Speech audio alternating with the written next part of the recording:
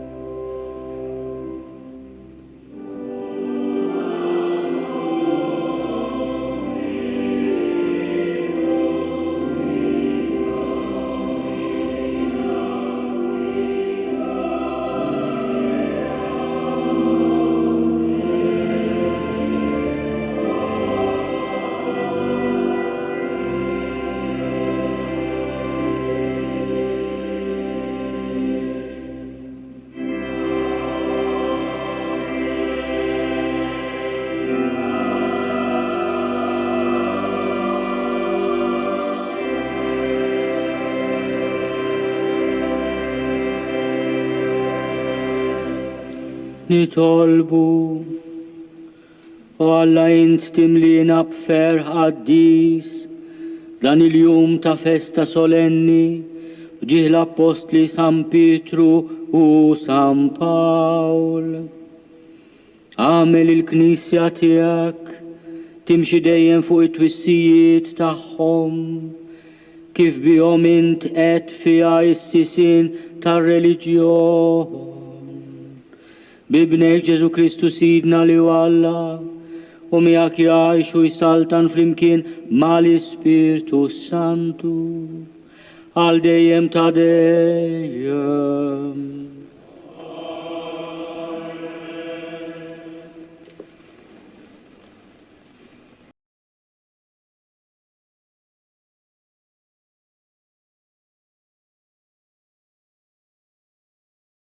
Għal-ħabta ta' dak iż biex jaħqarhom. Huwa qabad lil Ġagbu ħu Ġwanni u qatalu rasu. Imbagħad meta ra li dan oġob lil Lut, qabad lil Pietru wkoll. Dan kien fi żmien il-festa tal-Għażmi. Meta arrestaħu tefgħu il-ħabs, bagħat 4 gruppi ta' 4 soldati kull wieħed biex joqogħdu għassa tiegħu bil-ħsieb li wara lejt iresqu quddiem il-poplu. Pietru mela kien arrestat fil-ħabs bl-assa miegħu. Fl-istess ħin, il-Knisja kienet qiegħda titlob lil Alla għalih bil-ħerqa. Fil-lejl stess ta' qabel ma Erodi kellu joħroġ lil Pietru, dan kien rieqed bejn żewġ soldati, marbut b'żewġ ktajjen, u kien hemm għases oħra mal-bib tal-ħabs. F'daqqa waħda tfaċċa anġlu tal-mulej u dawl idda mal-kamra. L-anġlu ta' daqqa lil Pietru fuq ġenbu, qajmu u qallu malajr. U l-ktajjen waqgħu minn ma jdejh. Imbagħad l-anġlu qallu tħażżem u ilbes il-qorq. U Pietru hekk għamel. U reġa' qallu dawwar il-mantar miegħek u ejja warajja. Pietru ħareġ u mar warajh, bla ma ntebaħ li dak li kien qiegħed jiġri permezz tal-anġlu kien veru, stajjel li kienet ħolma. Għaddew l-ewwel għassa u t-tieni wkoll, u waslu ħdejn il-bib tal-ħadid li kien jagħti għall-belt, u dan infetaħ waħdu. Ħarġu u mxew it-triq flimkien, meta f'daqqa waħda l-anġlu telaq minn ħdejh. Imbagħad Pietru ġie ftiegħu u qal: Issa naf tassew li l-mulej bagħat l-anġlu tiegħu u ħelisni minn id Erodi u minn dak kollu li l-Lut kienu qegħdin jistennew li jsir. Il-kelma tal-mulej.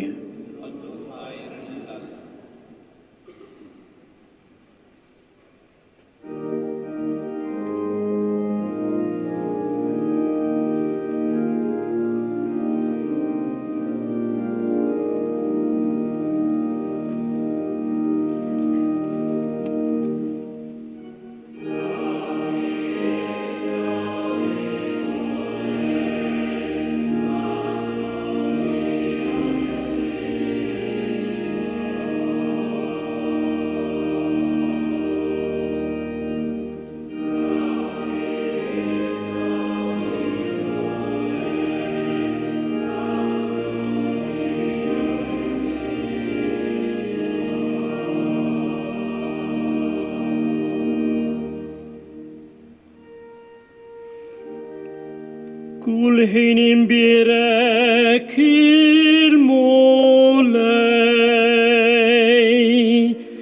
tifħiru dejjem fommi,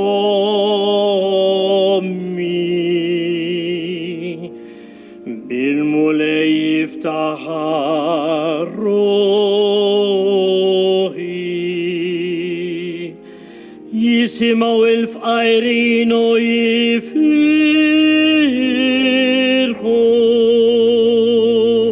Kantaw flimkien.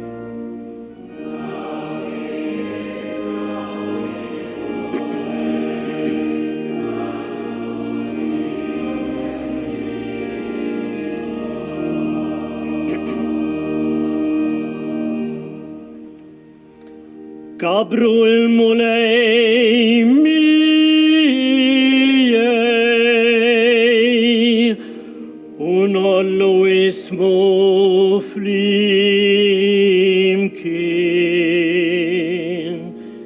jien infittix il-mulej u jweġibni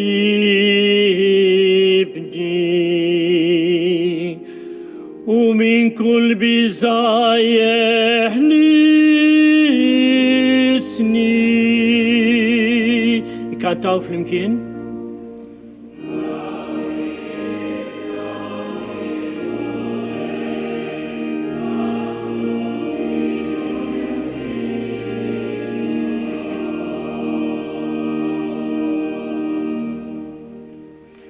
ħarsu leħu tiddu bil-ferħ u iċkom ma jistħix.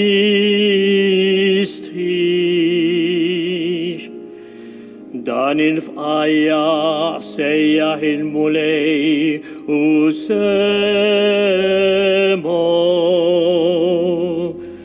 u midwejja kolla tiegħu ħelsu. Ikkantaw flimkien?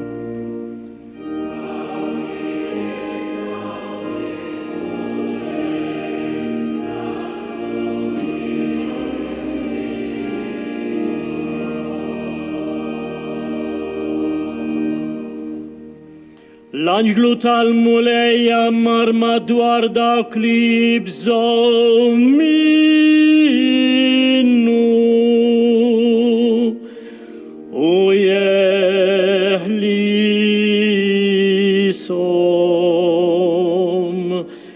duqu taraw kemmu tajjeb il-mulej. Hin il-bnidem nisken fih. Kantaw flimkien?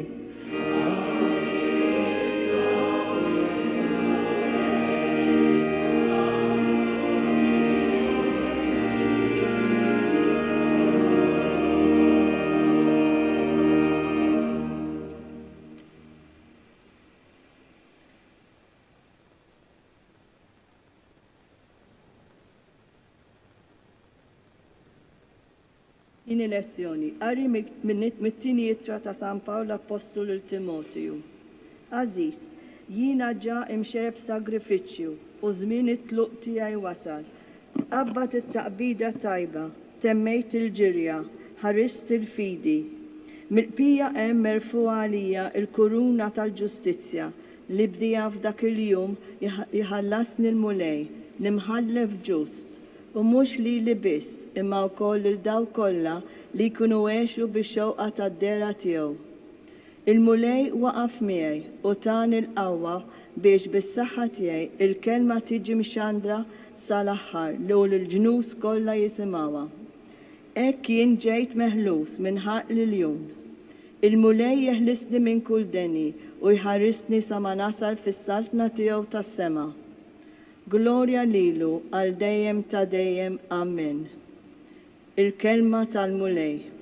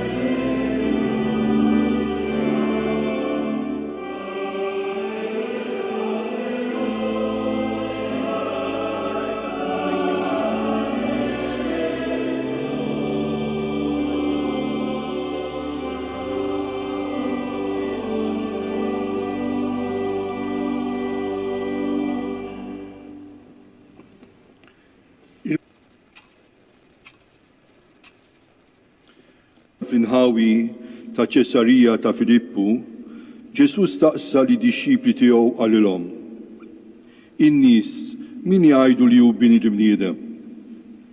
U huma wiġbuh: xi wħud Ġwan il-Battista, oħrajn Elija, u oħrajn Ġeremija jew wieħed mill-profeti.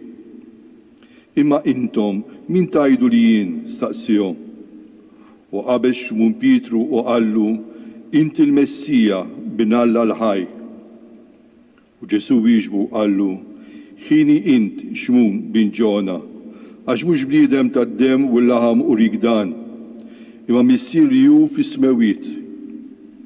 U jiena ngħidlek, inti Pietru, u fuq din il-blata jiena nibni l-Knisja tiegħi, u s-setat tal-infern ma jelbuwix. Jiena tik l-infietaħ tas-saltna tas-smewiet, u kull ma torbot fuq l-art ikun marbut fis-smewiet, u kull ma tħol fuq l-art ikun maħlul fis-smewiet. Il-kelma tal-mulej.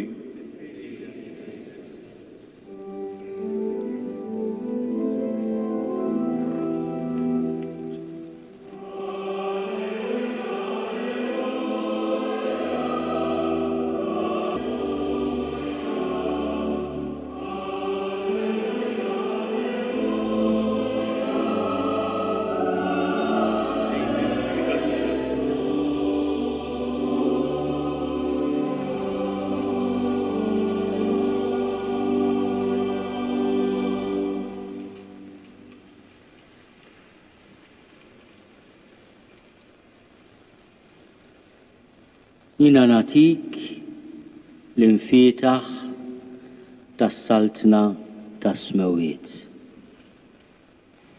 U kull ma torbot fuq l-art ikun marbut fis-smewiet. U kull ma tħol fuq l-art ikun maħlul fis-smewiet. Din is-seta li l-mulej Ġesu ta' lill-Apostlu Pietru u permezz tiegħu lill-Apostli kollha matul is-sekli, għax l-isfijiet huma suċċessuri tal-Apostli. Din is-seta hija seta ta' ħniena. Pietru x'jorbot fuq din l-art? Jorbot bil-ktajjen tal-ħniena lil-ħażin. Infatti fir-rit tal-eżorċiżmu, l-eżorċista jorbot lil Satana bis-seta ta' Ġesu Kristu. U din hija s-seta ta' ħniena. X'ieħol Pietru fuq l-art? Iħoll lilna imxekklin mill-vizzji tagħna u minn dnubietna u mill-ħakma tax-xitan. U dak li jħoll fuq l-art bis-seta ta' Ġesu Kristu ikun maħlul fis-smewiet. L-apostli li aħna qegħdin infakru llum, Pietru u Pawlu, irċivew din is-seta imma qabel xejn għexu l-esperjenza tagħha f'ħajjithom. Għax f'ħajjithom sabu lil Ġesu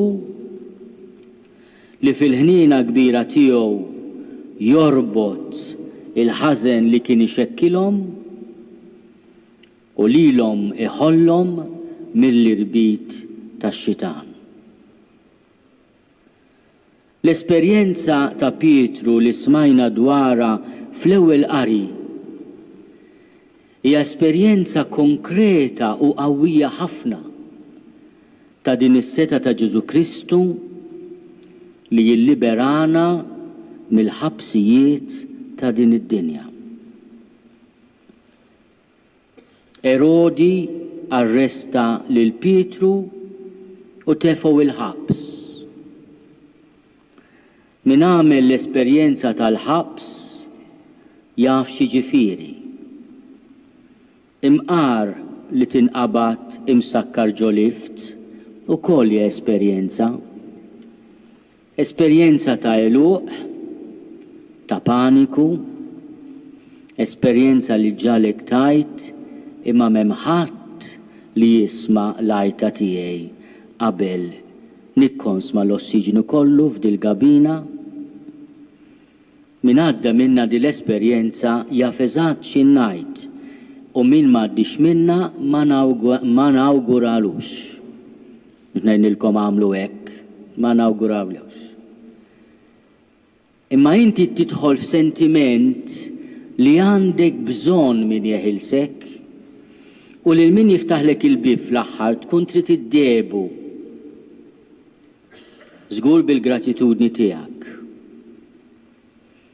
U Pietru għadda minn din l-esperjenza.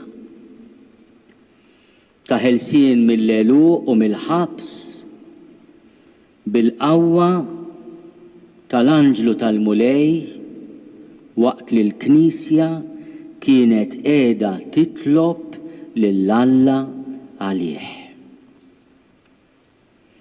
Għax veru, il-qari li għadna kemm smajna llum mill-Atti tal-Apostli kap 12 jiddeskrivi l-intervent tal-anġlu tal-mulej. Imma bħalma kellu ċans jgħid darba il-Papa Benedittu 16, il-qawwa tat-talb tal-Knisja ma nistgħux innaqsu l-qawwa tiegħu, il-preġju tiegħu. Pietru kien arrestat fil-ħabs bil-għassa miegħu, imma fl-istess ħin il-Knisja kienet qiegħda titlob lill-Alla għalih bil-ħerqa.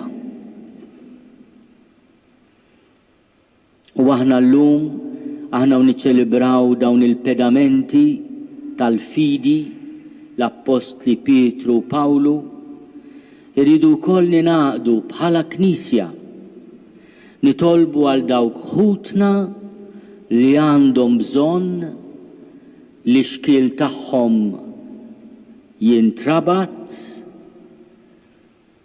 u huma jinħallu mill-ktajjen tal-ħażen.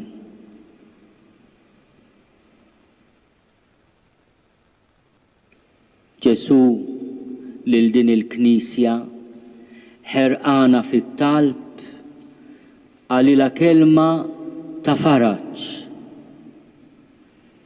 Bnija fuq il-blata tal-fidi ta' Pietru. Is-setat tal-infern qal ma jelbuwiex. Illum niftakru fil-kliem ta' Ġesu. Is-setat tal-infern ma jelbux il-Knisja ta' Ġesu. Għaliex hija mibnija fuq il-fidi li nissel Pietru, li stqar Pietru, li xeet għaliha bit-tixrid ta' demmu. Inti il-Messija bin Alla il-ħaj. Inti il-midluk tal-mulej, ħaj.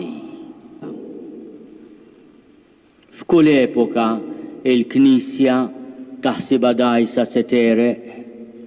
F'kull mument tal-istorja ikonna it-tentazzjoni naħsbu li iva veru imma issa is-setat tal-infern qawwija wisq. U dvenven matul is-sekli il-kelma samma u sħiħa, soda u fidila ta' Ġesu. Is-setat tal-infern ma jelbuwiex. U għaliex hija għandha din l-immunità, għaliex hija soda fi Kristu, għandha wkoll l-infietaħ tas-saltna tas-smewiet. U kull ma torbot fuq l-art ikun marbut fis-smewiet. U kull ma tħol fuq l-art ikun maħlul fis-smewiet. Din is-sena ġubilari tal-ħnien għalhekk nirringrazzjaw il-Alla fis-solennità ta' San Pietru u San Pawl li hu jagħti din is-seta ta' ħniena lill-Knisja tiegħu Ġesu ta' wkoll is-seta fuq il-ħażen. Għaliex din ukoll hija ħniena.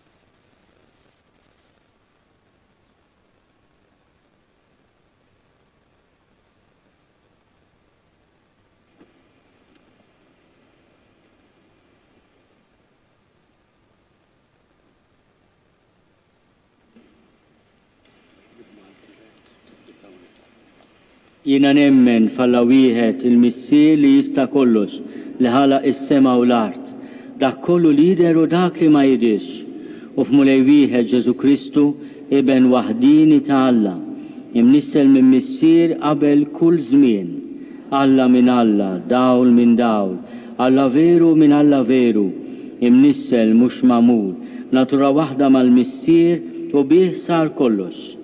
Niżel mis-smewiet għalina l-bnedmin u għal-fidwa tagħna u għal-ġisem bis-seta tal-Ispiritu Santu minn Marija Verġni u sar bniedem.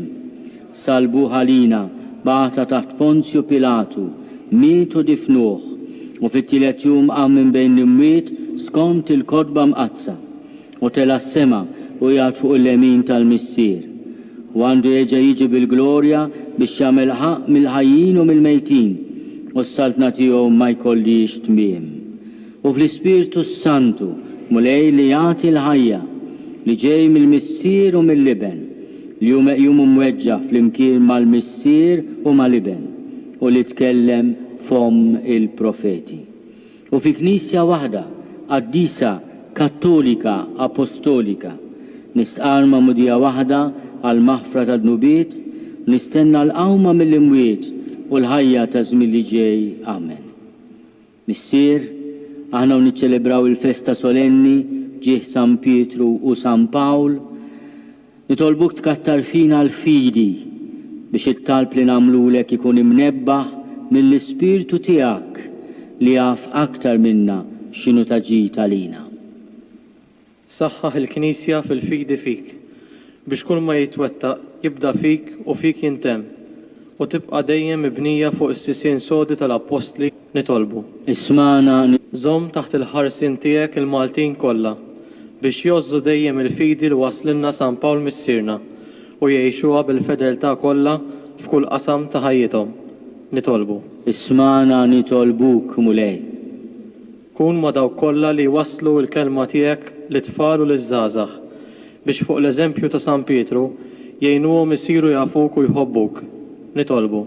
Ismana nitolbuk mulej.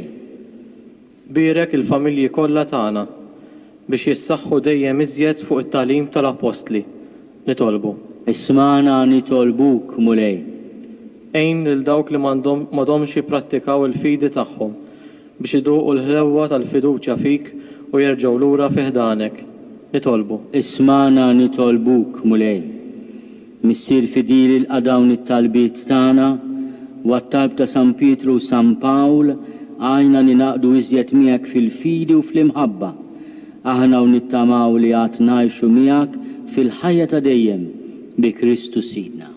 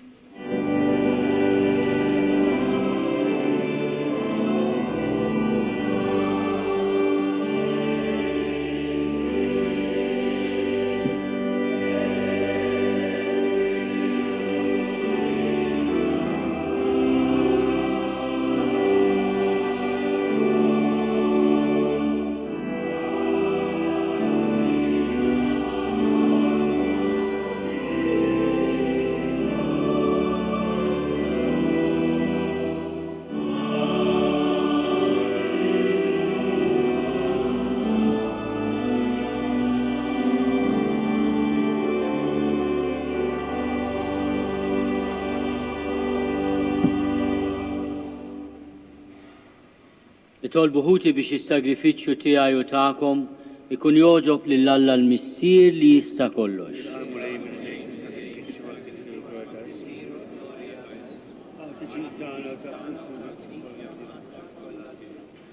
Għamil mulej li talb tal-Apostli San Pietru u San Pawl iwassal qudiemek dawn l-offerti li aħna ġibna biex nikkonsagrawhom lil ismek u bl-istess talb ikollna l-għajnuna biex niċċelebraw dan is-sagrifiċċju bħala għaddejja fidili tiegħek bi Kristu Sidna.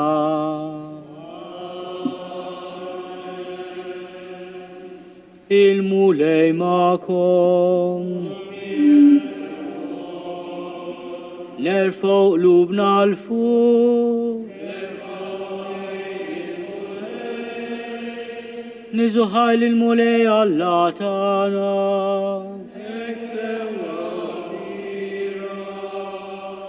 Sewa u xira tassew mulej Missier Addis Alla ta' dejjem li tista' kollox.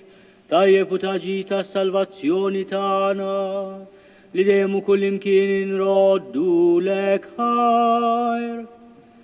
Għax inti oġbok timlina bil-ferħ bl-apostli tiegħek San Pietru u San Pawl.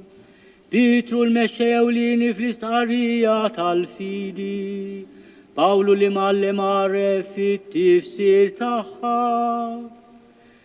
Wieħed waqaf fil-Knisja tal-bidu mill-fdal ta' Iżrael li joħor xerret il-erf tiegħu fost il-ġnus u mexxihom lejn il-fidi li għalija sejjaħtilhom. Hekk flimkien kull wieħed skont il-pjan tiegħu ġema l-familja waħda ta' Kristu u baqgħu flimkien sa fir-rebħa tal-martirju u fil-ġil id-dinja kollha tagħtihom. Għalhekk mal-qaddisin u l-anġli kollha infaħruk u ntennulek bla qiegħda.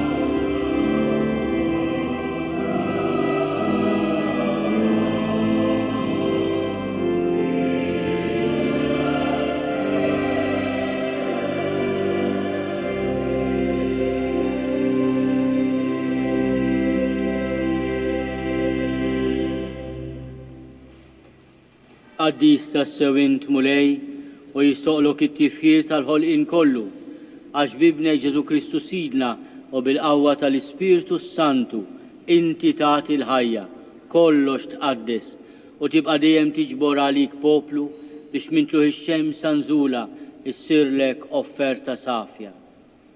Għalhekk mulej ġejna quddiemek b'dawn l-offerti biex ikunu konsagrati lilek. Mit-ċokoltana nitolbuk għaddisom bl-Ispirtu tiegħek biex isiru il-ġisem u d-dem ta' ibnek Ġesu Kristu Sidna li bik mandament tiegħu qegħdin niċċelebraw dan il-misteru. Għaxu fil-lejli fi ħinata lina, ħal ħobs, radlek il-ħajr, birek, qasam, tal id-disċipli tiegħu u qal, ħudu u kulu l-koll minn dan, għax dan huwa ġismi li jingħata għalikom.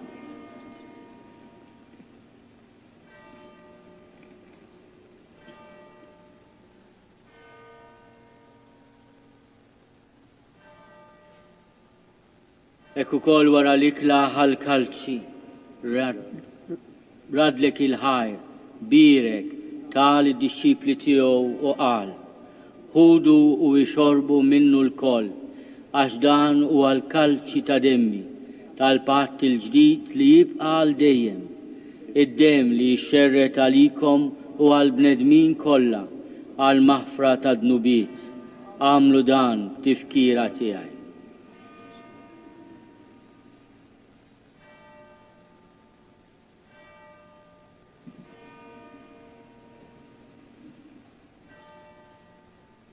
Dan u l-misteru tal-fidi.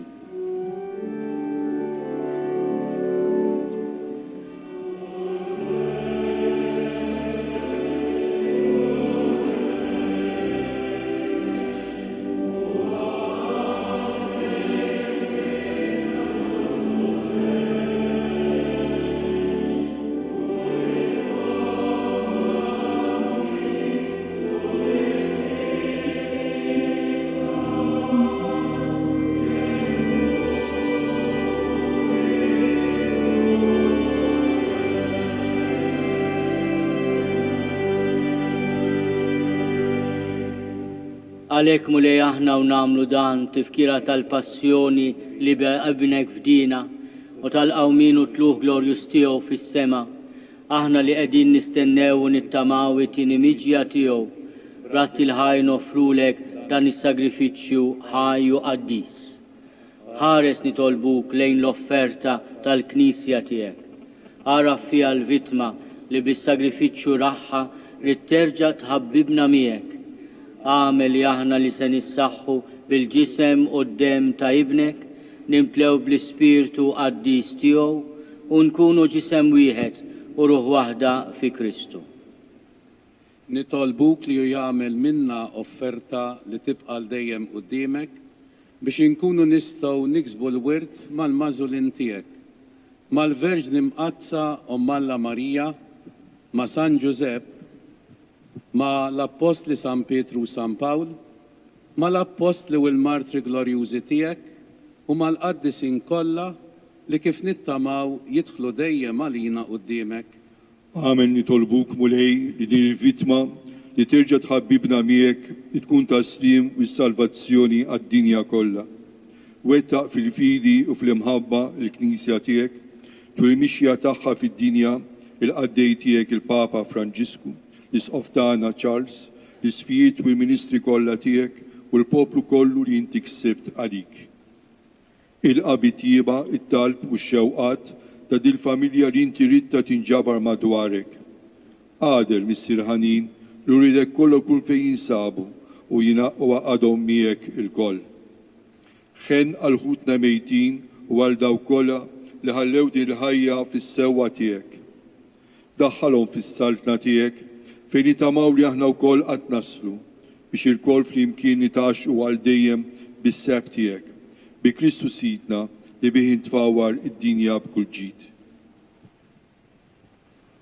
Bi Kristu, ma' Kristu fi Kristu, jingħata lilek Alla Missier li tista' kollox flimkien mal-Ispirtu Santu, kull ġieħu glorja għal dejjem ta' dejjem. Ejjew nitolbu kif għallimna u ridna nagħmlu li bentalla għas-salvazzjoni tagħna. Missierna li inti fis-smowiet jitqaddes ismek tiġi saltnatek ikun li tritint kif is-sema ejda fl-art. Obżna ta' kuljum atina llum, aħfrinna dnubietna palma naħfru l-minuħati għalina la daħalniex fit tiġrib, iżda eħlisna mid-deni. Eħlisna nitolbuk mulej minn kull deni. Atina fit-tiebuħ li natijak il-paċi fi żmienna. Biex inkunu ħilsa dejjem midnub u mħarsa minn kull inkwiet. Aħna u nistennew u nittamaw ilejna u l-miġja tas-Salvatur tagħna Ġesu Kristu. Għatijak jassaltna l-qawwa u glorja għal-dejjem. Mulej Ġesu Kristu li għat lill-apposti tiegħek, nħallilkom is-slim, natikom is-slim tiegħi. La tħares lejn dunubietna, iżda ħares lejn il-fidi tal-Knisja tiegħek. Għatija slimu l-għaqda li jintrid fiha, inti tgħixu s-saltan għal dejjem ta' dejjem. Il-paċi tal-mulej tkun dejjem magħkom. Għatu l-paċi lil xulxin.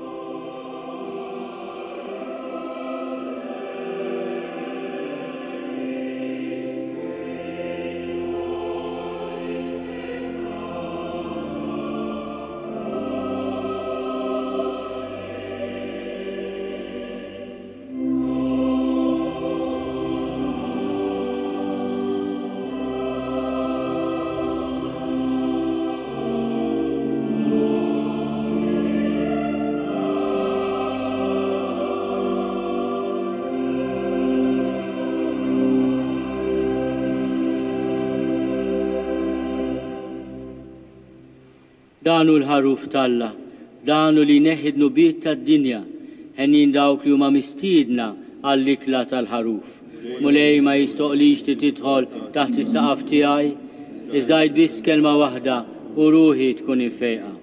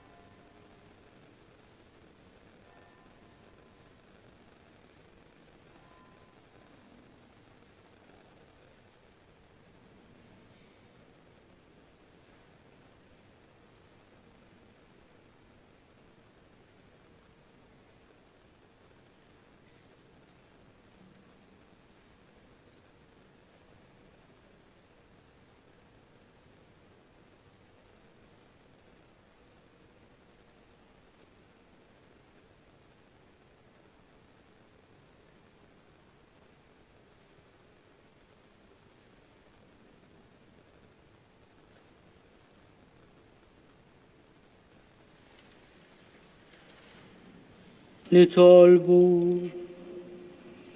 Issa li ħadna qawwa ġdida b'dan is-sagrament, nitolbuk mulejna hekk li nitwettqu dejjem fl-imħabba tiegħek waħda u ruħ waħda bejnietna, maqdin fil-qsim tal-ħobs u t-talim tal-Apostli bi Kristu Sidna.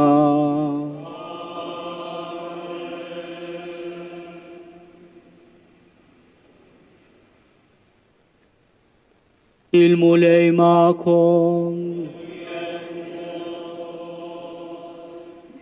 Jiberikkom Alla li jista' kollox li waqqafkom fuq l-istqarrija qawwija ta' San Pietru u biha bniekom fuq il-blata tal-fidi tal-Knisja.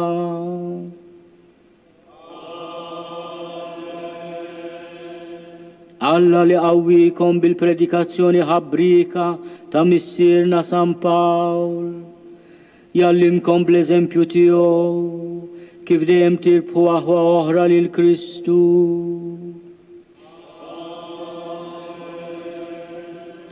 San Pietru bis-seta tal-infita, San Pawl bil-qawwa tal-kelma, iwasluna bit-talb tagħhom fis-sema, fejn soqilhom jitlu huma bħala ħlas tal-martirju tagħhom.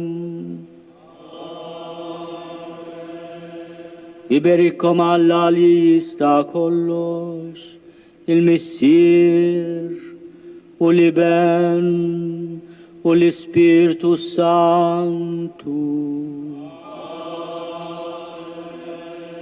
Morru fil-paċi ta' Kristu.